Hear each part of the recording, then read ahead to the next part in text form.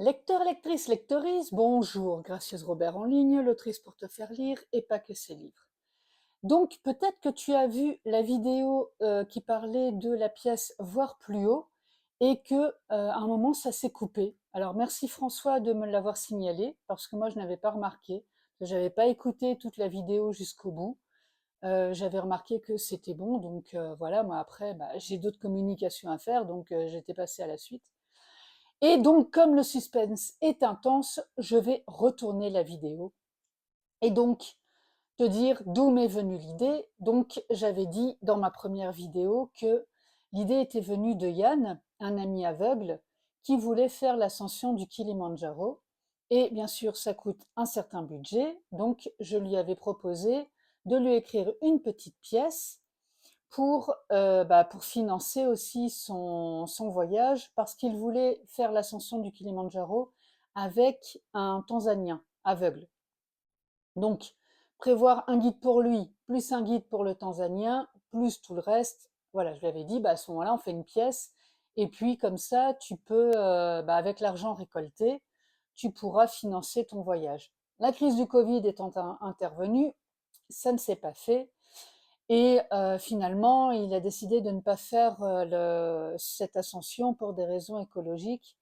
Mais par contre, on a décidé qu'on allait la monter.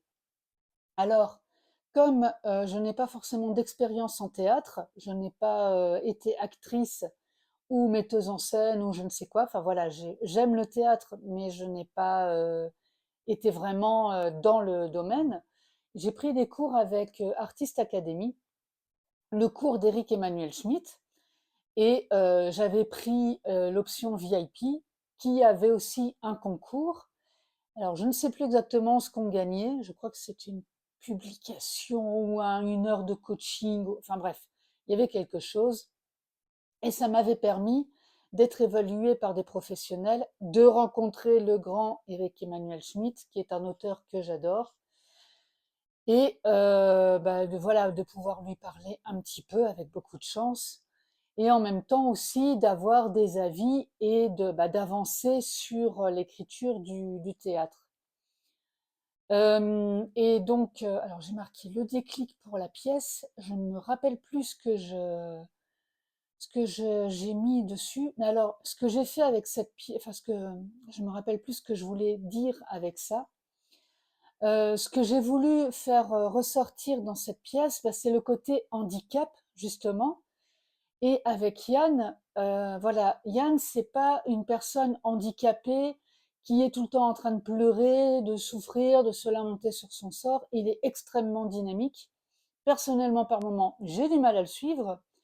Et c'était cette partie-là que je voulais faire ressortir. Déjà montrer qu'il y a des personnes handicapées qui sont capables de plein de choses, notamment, on les voit aussi dans les Jeux paralympiques. Il y en a plein d'autres qui ne sont pas forcément connus, comme Yann par exemple, hormis à Mons et aux alentours, en Belgique. Et je voulais aussi faire ressortir, je me suis amusée à faire ressortir les relations familiales et le fait que par moment, quand une personne veut faire quelque chose, l'entourage, en ayant peur pour cette personne, va essayer de l'empêcher d'aller jusqu'au bout. Ça, c'est pas forcément que pour les personnes handicapées, c'est pour tout le monde en général, mais il y avait aussi cette partie-là. Et donc, du coup, cette pièce a été mise en place parce que quand on a dit, voilà, on va quand même la faire tourner, j'ai rajouté 2 actes et quelques petites scènes. Et après, ça s'est fait, on va dire, relativement vite parce que je m'étais donné une date butoir. Et après, Yann a trouvé un metteur en scène, des acteurs et roule ma poule. Donc la pièce va se jouer pendant 2 jours, top moumoute, à Écosine, lors d'Écosine Cité d'Art. Et en plus, elle est appuyée par Ami Mobile. Toutes les informations, tu les trouveras en description. Je les mets notamment sur mon site aussi.